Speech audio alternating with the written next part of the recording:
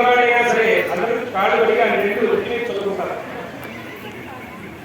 అక్కడ ఆ నీళ్లు శిరస్సును చదువుకుని వస్త్రాలు ఇచ్చి ఆభరణాలు ఇచ్చి పెరుగు బెల్లం కలిపిన మిశ్రమాన్ని నివేదిస్తాం. మామూలు మన వివాహాల్లో అయినా సరే పెరుగు బెల్లం మధువర్కం ఉంటారు.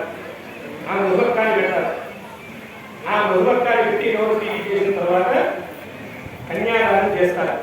ఆ కన్యాదానం చేయడానికి అయ్యవారికి అమ్మవారికి మధ్యలో అడ్డుదల ఏర్పాటు చేసి చక్కగా అలంకరించినటువంటి అమ్మవారిని చేతిలో కొబ్బరి ఉండలు ఇచ్చి ఆ కొబ్బరి ఉండలతో సహా అమ్మవారిని ఎదురుగుట్టలో కూర్చోబెట్టి వివాహ వేదికి తీసుకువస్తున్నట్టుగా భావం చేసి అందరూ కూడా నమస్కారం చేసుకోండి.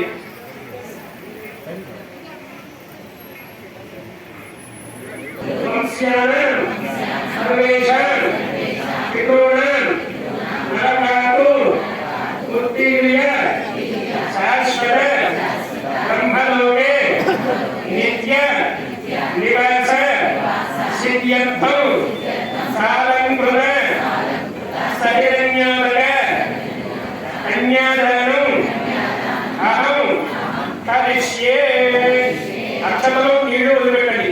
కన్యాదానం